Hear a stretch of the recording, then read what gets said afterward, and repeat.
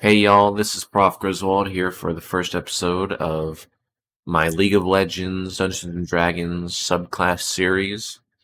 Our first episode, which I kind of touched on in the Prof Talk with Prof Grizwald a couple weeks ago. Galio. Galio is a really cool character, and we're going to dive into my ideas for how we could put him into D&D as a sort of paladin subclass. So at level 3, you pick the Oath of the Colossus.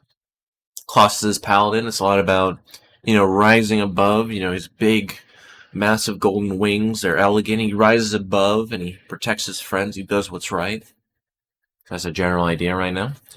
And so, just like every other Paladin Oath, you get 2 Channel Divinity options in your Oath spells. Let's go through the Channel Divinity options.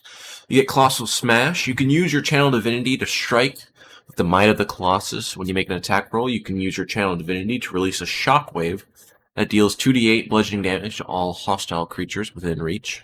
You make this choice after you see the roll, but before the DM says whether the attack hits or misses. So that means you can just you need to decide that that's what you're doing.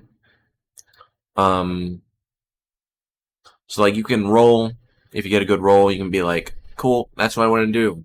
But then you can still hit, so you can't fight game it.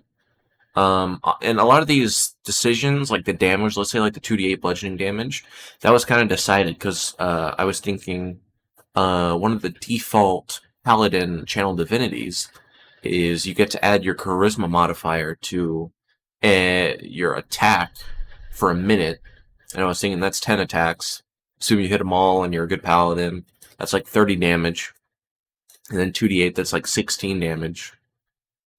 But then, with it being all around you, that means you could hit a maximum of like 10 people or something like that. I'm not going to do the math right now. And so, depending on that, it could be kind of iffy on the balance. You can only do it once per day, which is the big thing. And since this is homebrew, you're not going to be breaking any rules by presenting this to your DM and being like, can we change this to make it more balanced, to make it fit to you, so I can play this, the subclass that I really like?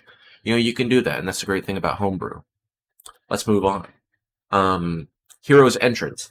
So Hero's Entrance is kind of inspired by, obviously, Galio's Ultimate, that is named Hero's Entrance. And also, this version that we have right now at level 3 is more inspired by Justice Punch, but instead it's your, well, let me read it. You'll be going to your ally, but let me read it. You can use your Channel Divinity to protect an ally from harm if a hostile creature attacks an ally that you can see within range. You may use your reaction to move 60 feet. You must end this movement adjacent to both the ally and the hostile creature. This movement does not provoke opportunity attacks. So the idea is it's like Justice Punch, except it's more focused on Galio's role as a protector. You see your friends getting attacked, let's see, within range. Yeah, it's if they attack an ally. But when they're getting attacked, it's kind of like a reaction sort of thing, I suppose. You can use your Channel Divinity, rush in, and then, you'll take that attack. That's the idea. And it's just really cool because it's called Hero's Entrance, but it's like Justice Punch, and it'll come back in near the end. Wink, wink. Now the O spells. You gain O spells at the Paladin levels listed. I'm not a real spellcaster man. I mostly play the martial classes like Barbarian, Monk, Rogue. I've played a bit of Warlock, but that's kind of different with like the evocations or invocations.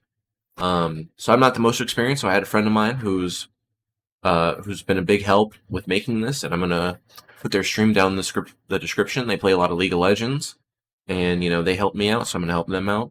Please check their stream out, and yeah, let's get on with these spells. At 3rd level, you get Mage Armor and Heroism. I know Mage Armor is really cool because you can put it on your teammates. That kind of goes with the Protector thing, and then you can put it on yourself, and that's kind of like you can imagine that like Galio's purple health that he gets as passive. And then Heroism. Let me look that up real quick. All right. D&D 5e. Let's see. This is live, alright? Imbued with bravery. That seems really cool. So yeah, it's a lot of being a protector, empowering your teammates, your friends into, being stronger, being able to prevail when they're, imbued with bravery. That's really cool.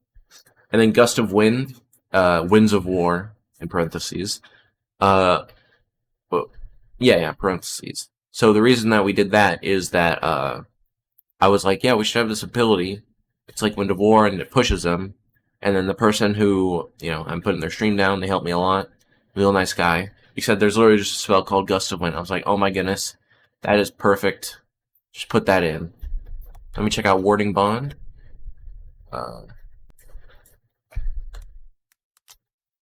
Let's see.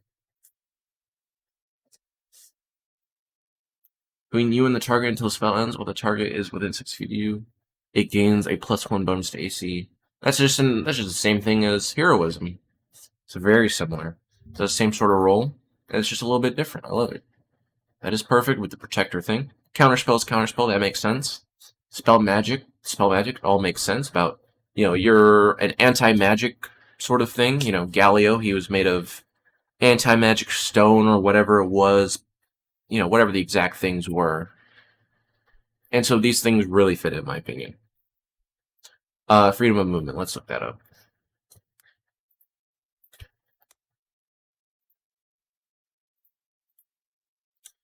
Alright, let's see. For the duration, the target movement is unaffected by difficult terrain. That's cool. It's just more being a helpful guy. It definitely fits Galio. Anti-life shell, it's kind of interesting, because I guess it depends on how you use it, and there's a lot of different creative ways you could use it. But, you imagine it like pushing people away from your friends, stuff like that. And then Awaken really fits because you can do it to like statues and stuff. It's cool. And then stone skin, that just fits because Galio, I don't know if you knew, is made of stone. So yeah, it just makes sense. Yep, you have access to these spells at the associated levels. You always have it prepared. Oath spells don't count against the number of spells you can prepare each stage. Normal Paladin Oath rules when it comes to these different things. Let's get on to the next feature. Anti-Magic Bulwark, which you get at level 7. Starting at level 7, you radiate an aura that diminishes the power of magic used against you and your allies. You and friendly creatures within 10 feet of you have advantage on saving throws against spells unless you are incapacitated. At 18th level, the range of this aura increases to 30 feet.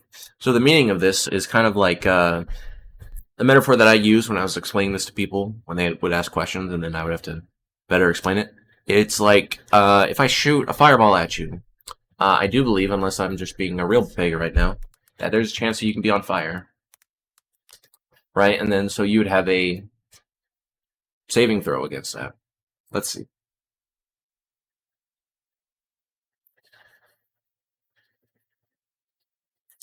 Or, let's see, it has a dexterity saving throw, and so it would be that sort of thing. So you would get advantage on the dexterity saving throw for this spell, because you are an anti-magic bulwark. It's kind of interesting how you don't get set ablaze, or have a chance to get set ablaze. That's kind of interesting. Well, that was the sort of idea that I had behind this, and different things like these spells. Like, if it's like an effect spell, like, I can imagine like Sleep or something like that, or Charm, or Command. These sort of effect spells, you would have advantages on the saving throws that you need to do this. Or if you had an enemy, Oath of the Colossus Paladin, that's what they would have. They would have advantage against the saving throws. And, of course, it's unless you are incapacitated.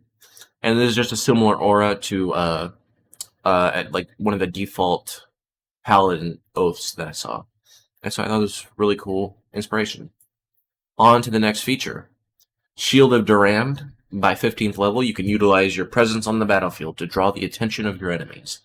As an action, you can attempt to taunt your charisma modifier minimum 1 enemies within 30 feet of your location. So that means if you're a paladin, you have 18 charisma, you got a 4 charisma mod, you can taunt up to 4 people within 30 feet of your location.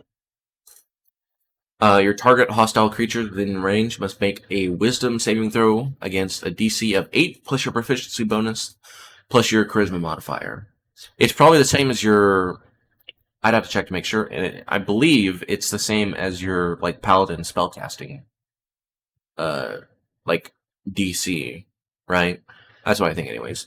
On a failed save, an affected creature must use its next turn to take the shortest path possible to reach your location. Also, for 1 minute, it has disadvantage on attack rolls against creatures other than you. So it's based on this taunt feat or something like that was homebrew already, that we kind of brought it into here, and brought it with this level 15 feature that really fits Galio and his character of being a protector. He taunts, that's a big part of his kit. It's a form of CC. It helps divert from your very important people that you want to defend, like your DPS. And that's the general idea. After using this feature, you must finish a short or long rest to use again. That was what I was looking. I was kind of worried that it wasn't there. Thank goodness. All right. The last one, the capstone feature, that I really hope you'll like.